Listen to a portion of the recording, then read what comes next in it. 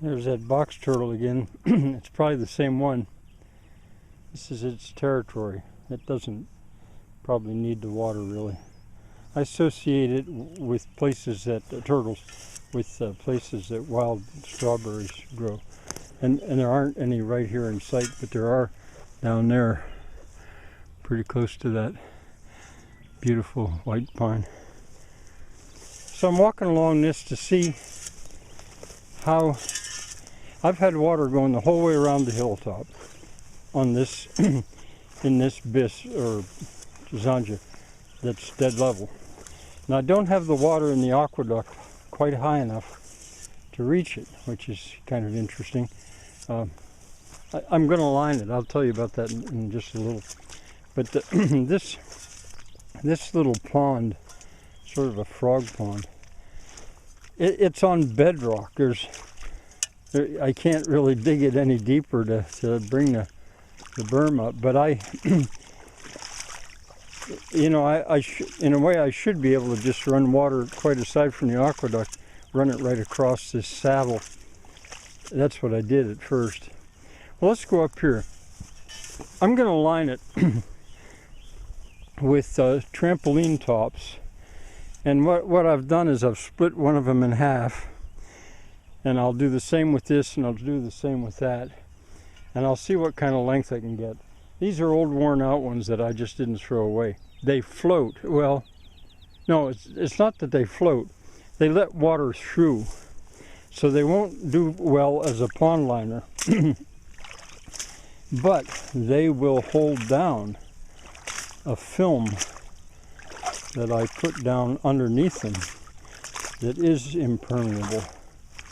That's my plan. And I think I brought scissors, so I think I'll split these other two while I'm here. Let's just walk up here to see what kind of rate of water's coming in.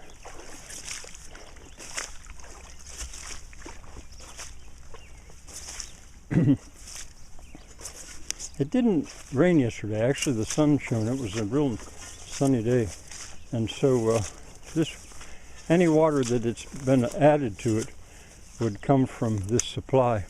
And I have it blocked off, but it's leaking, which is fine. And little by little, I think this is actually gaining height. It's probably 2 inches, maybe 3 inches higher, 2 anyway, than when I first put that blockage there. That's where it's coming from, back by that yellow or orange handled hoe.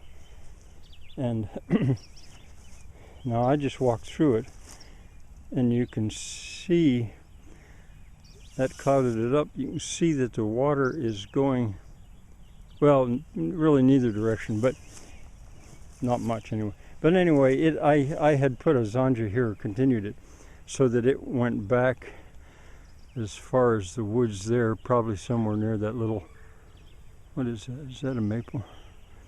Well, that laying over snag. I should also explain, maybe now's a good time as any, to explain that, well, one, I think I said already, I have had water going the whole way around that hilltop, and back on the other side, dead level. The water would go in either direction. But if I've got water that high, that means I can irrigate everything below it, to some extent anyway. Now, to get water higher than that, the aqueduct will take it up about another foot, or a foot and maybe 2 feet. But to get it all the way to the hilltop, that would take pumping. And I plan to put a little windmill right about where that orange tub is, to do that pumping.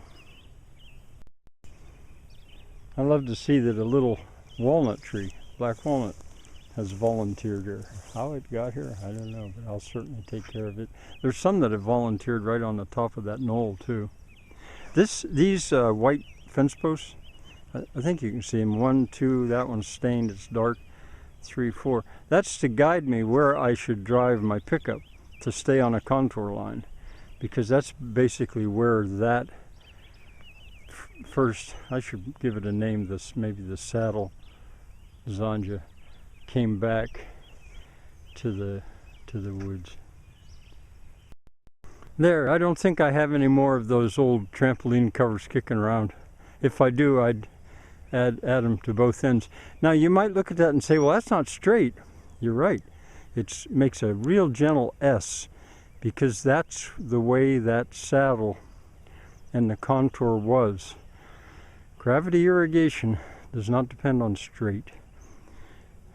Level is what's important.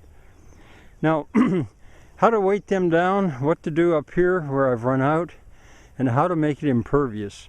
I don't want to give all my secrets away, but you'll see, because I can do that in rainy weather or sunny.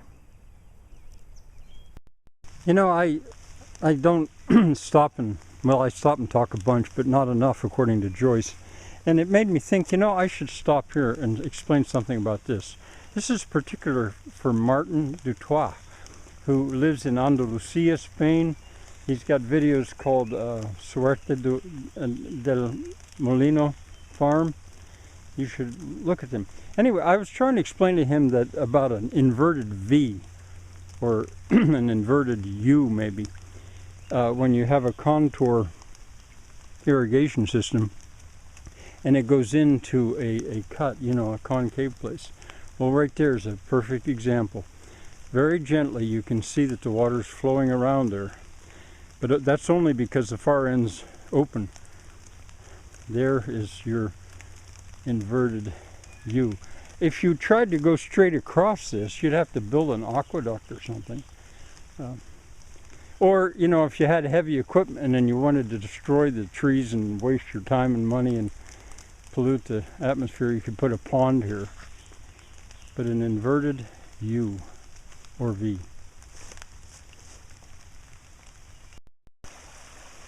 Sometimes I have to stop just because of the beauty of it. I mean, I do often, but I don't stop and film it. There's the natural drain. Doesn't really have a name.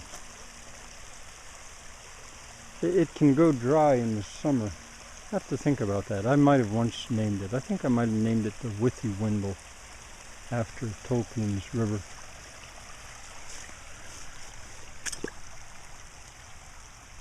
So, a stop for beauty. Ah, spilling water out there. Here I don't want it to brim, but the trench, the bis, the acequia trench oil, it'll only carry so much water. So at a certain point it does brim. And there's plenty of water right now. Like this would have shut the whole thing off a couple months ago or a month ago. Now I'll just clear that out. But you can see it is holding the water up and it's spilling out because of it. So let me see if I can do this with one hand. There's some of it. It's right hand to boot. I'm left-handed.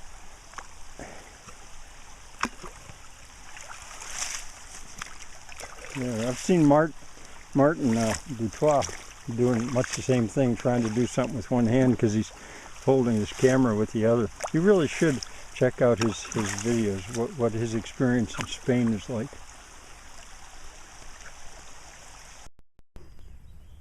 Remember Jim and Jam? There they are, triumphant.